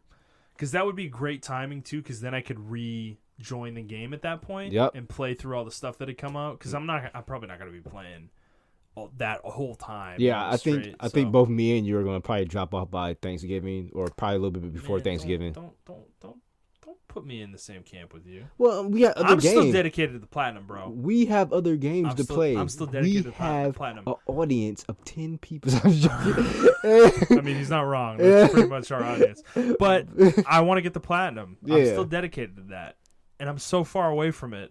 It's insane. Yeah, man. So, I understand. But I'm just saying, we got to play other games on top of that. By the way, everybody, Montrell got an isolation shield last week, and he's, like, adjusted it this week, and I can't see him anymore, so I see, like, one side of his face constantly now. He's looking at me with one eye, and it's, like, it's really, like, getting to me now after the whole episode. I'm just, like, I can't stop thinking about it when I'm talking to you now. Why is it bothering you so much? I don't know, because we've done fucking 45 episodes of this damn show with us looking at each other in the face, okay? Listen, you want me to look in your eye when I talk to you? You're like Wilson from Home Improvement. You can't even see your mouth anymore. It's just, I don't know. In other news, moving on. NBA Live is canceled again. I didn't know it was actually canceled, but didn't I say this like last week when we were talking about NBA 2K20? Oh yeah, we called it. It's such a joke. It's like a meme at this point. We definitely called it. The article we put in here has the logo upside down. It's fucking funny, dude. So yeah, NBA Live 20, which was officially delayed before it was even announced, has been canceled. It's the fourth time in 10 years that EA has not released an annual entry for its flagship basketball game on a home console. Yep, and I have a statement. I have a statement here from them. It looks like here's a statement. So, and I quote: "For some time, we've been putting in our reps on our console basketball games. We're excited by our progress, but remain hyper ambiguous. So we're not going to release NBA Live 20 this season. Alongside the NBA and the NBPA, we have our sights set on creating something fresh for the next generation of players and platforms. Mm-hmm. We need. Oh no. We need to know. We know we need to earn our future. Okay, I'm sorry, guys. We know we need to earn our future every step of the way. So we're taking time to get it right for our players. We promise to check back regularly with updates. Until then, we'll be on the grind." End quote. Oh my god. So dude. This is actually the worst time to do this, and the reason why I say this is the worst time because NBA 2K is having a fucking terrible time holding their fan base. Even though it's the highest selling game of this year, people are taking this game back in droves, which they don't include in the numbers or anything like that. People have completely stopped playing this game. Streams have been dropping for this game. Okay. And a lot of people really want Live to come in and be the savior. I am going to disagree with you super hard here. This is brilliant. Really? Yes. Okay, why? Because imagine, right, you're EA. You see 2K fumbling about, flopping all over the fucking ground. They're like a magic carp using splash. You know, it's just ugly and not elegant and horrible. Yeah. It's hard to watch. Yep. And you're over here and you have this game that you've already delayed and you kind of know it's not good. It's bad. And like you could see an opportunity to release this game and get some sales because people are mad at NBA 2K. Yeah. But then they're going to play your game and realize it's shit. Yeah. And then they're not going to like your game either. So instead of doing that, why don't we actually take the time to make a good game and then next year go head to head with NBA 2K because people are going to fucking hate them for the next year. They're not going to buy next year's copy of 2K anyways because they're so pissed about this one. That's when you release your game, and it's actually good. Okay. I see where you're going. You make your money then. I see where you're going. I think this is really smart.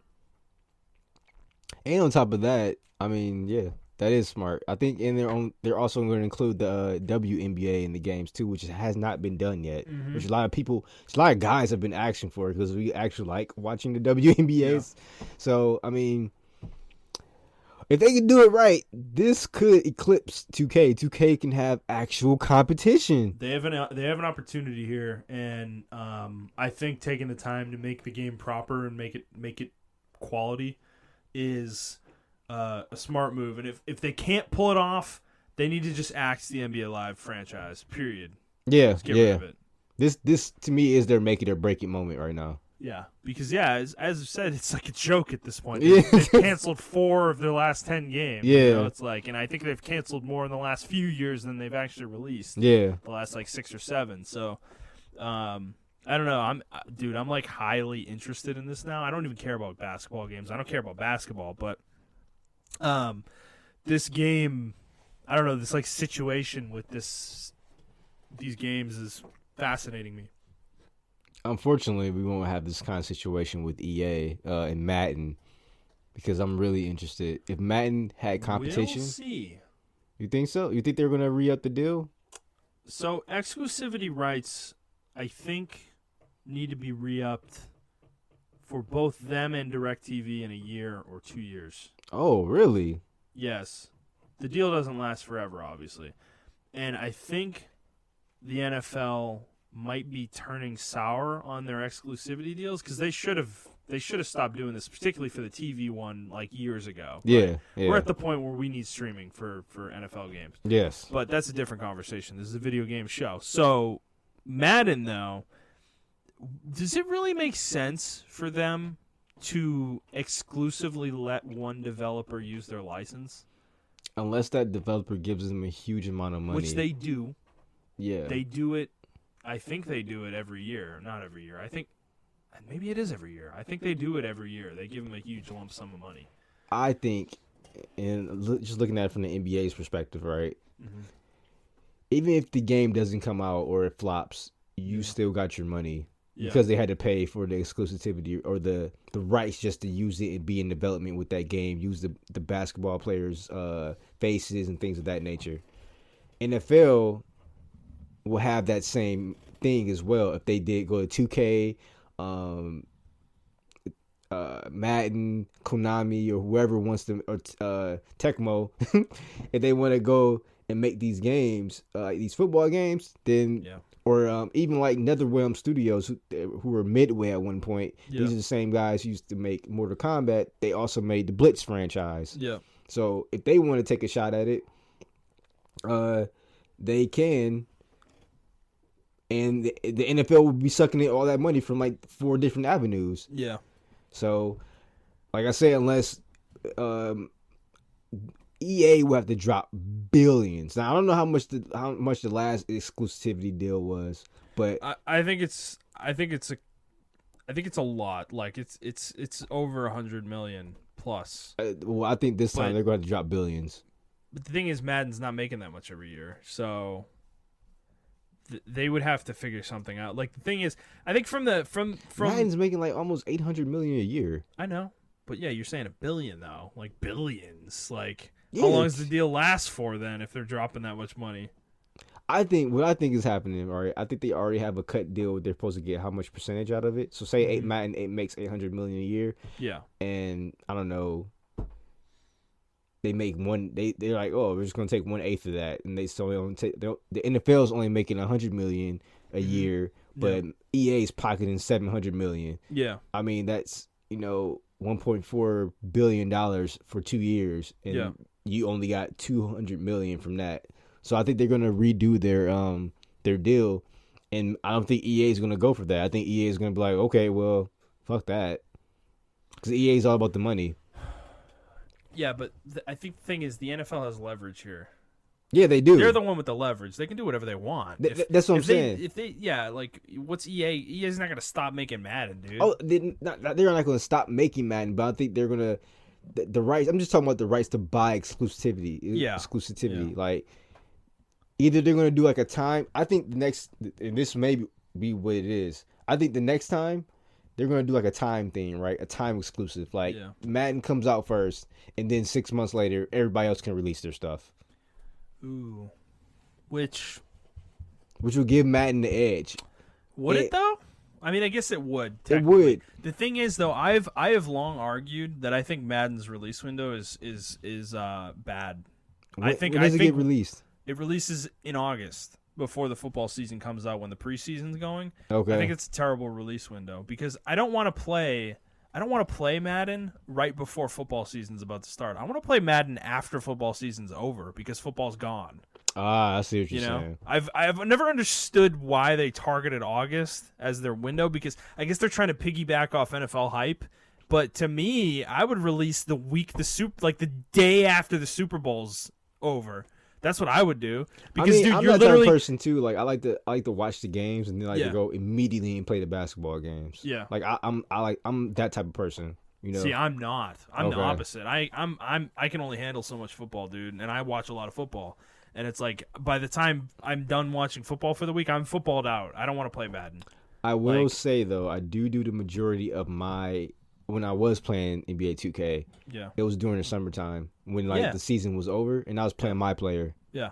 Like that's the majority of the time. So I mean, it makes sense in my eyes. It makes sense for both perspectives. Yeah. But I guess maybe their sales are really good. It's been consistent. I don't know. I mean, their sales are really good. So I don't know. It's like why change a good thing? Yeah, yeah. If it's working for you. So I would almost be interested to see like if they did do that 6 months exclusivity window, like you had to wait till after the season in order to release your game.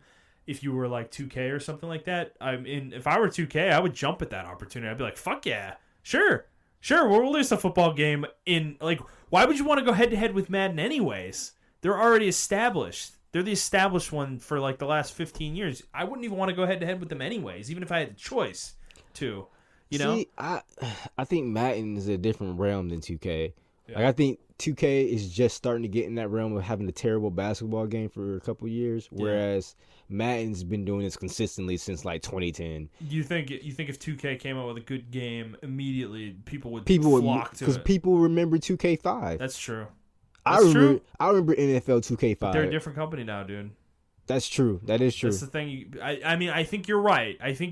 People would remember that game and be like, "Fuck yeah, 2K's back." But me, I'm sitting here like, I don't trust current 2K to make a good football game. We're informed, right? Yeah. I'm just talking about the general consumer. You're totally right. Yeah, and I think people would, because I take Live for example, right? Yeah. People who are diehard Live fans, or not diehard Live fans, but people who are diehard 2K fans rather, one year when Live dropped their game, they're like, "Oh, we're releasing Live." I know a lot of 2K people who went out and bought that game just to try it because they wanted something new, they wanted something fresh. Yeah.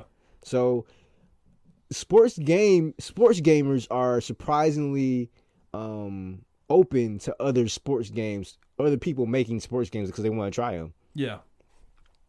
And I think if NFL was like, "Hey, we're opening the license back up," and 2K was like, "Yo, we dropping Madden next year, 22K Madden," or not Madden, but 2K. 2K21. Yeah, 2K22, and like they make it, people will go out and buy it, especially if the game looks good. Like people will go out and buy it. Yeah. Yeah, I mean, I don't disagree with you. I think they would. I think people would go out in droves probably and buy it, but just imagine they'd have like a college part of 2K, right? They can't though. They can't anymore? Actually, no. You know what? So, the NCAA, I heard today, actually just passed unanimously a change to their policy on college athletes. Okay. They're going to be allowed to make money off their likeness now. Yeah. Wait, the athletes are? The athletes are. Oh, okay. I thought you said NCAA. The NCAA already did that. Yeah. So, Somebody said like it's legal now, but well, the reason why is that California, I think California passed a law or something saying that it was illegal for them to make money off of, or some. I don't remember the exact things. Well, it was California.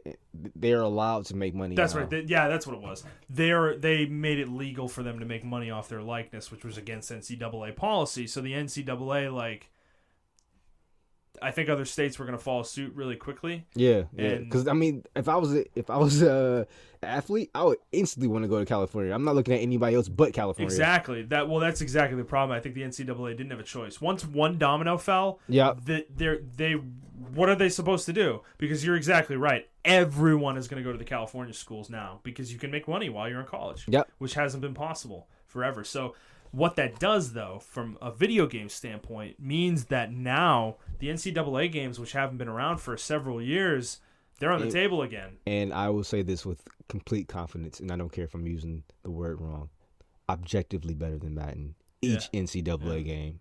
I mean, objectively. From what I understand, you're not wrong. I never played one. You never played one? Oh, my God. People would rave about those games. Bro, I live and die by NCAA football games. Yeah, so, dude, those games are back on the table, though. They're back on the table now. If this is the case, that the players can make money off their likeness, I mean, dude, it's a done deal. Yeah. Because then, now they have to negotiate with the NCAA or maybe the individual schools. I don't know. It's probably the NCAA because there's too many schools. Oh, man, we can get a 2K version of NCAA.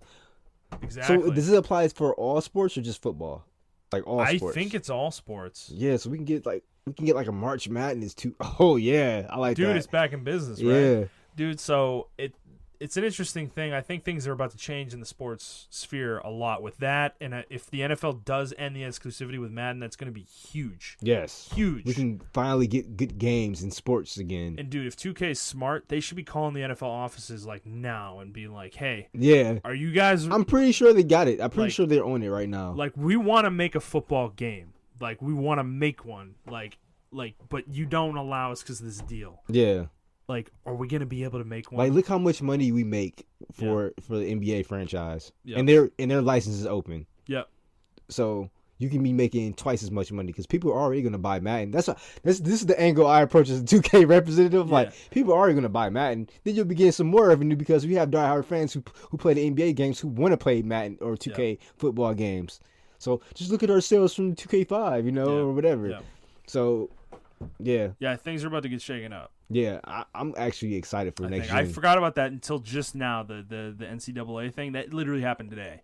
And that is the biggest thing to happen, I think, in sports. And I can't even think. I was in the barbershop today, and they have the sports. They have Sports Center on, and they have ESPN and things of that nature. And I didn't see not one thing about this. When were you at the barbershop?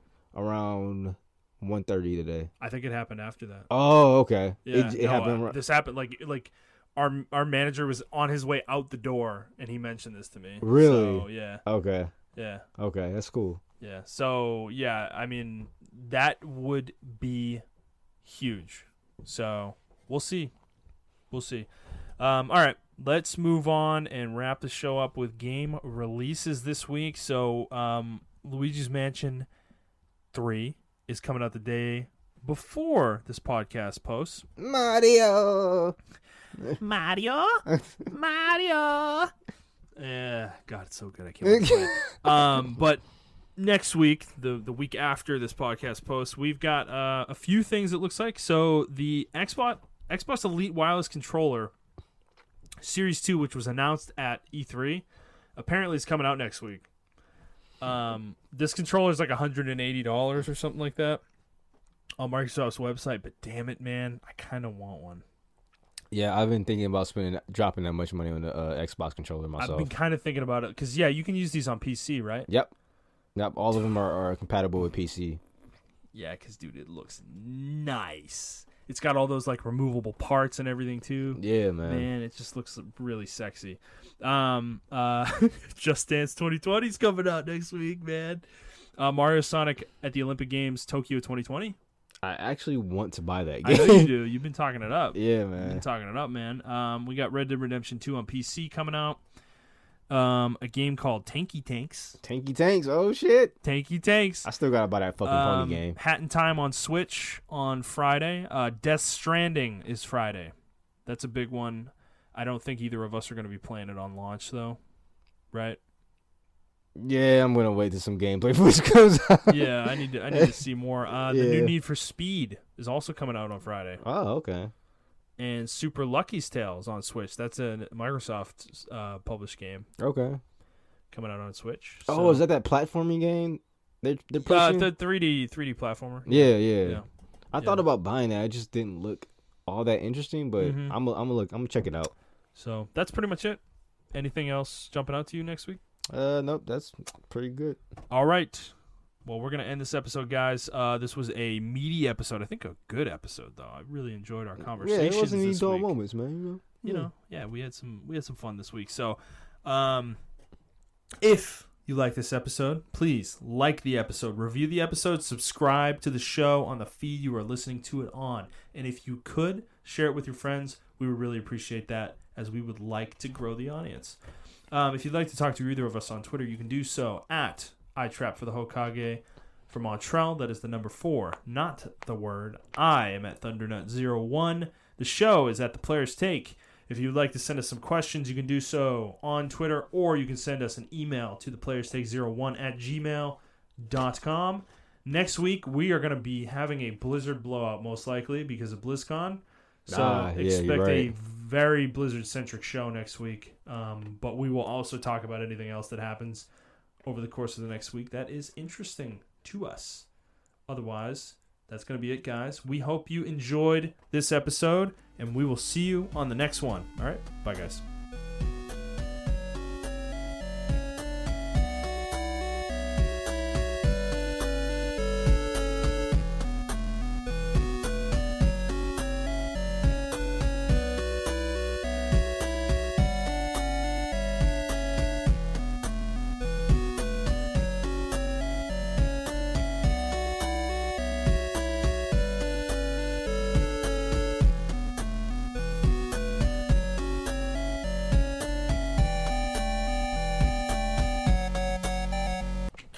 Yes.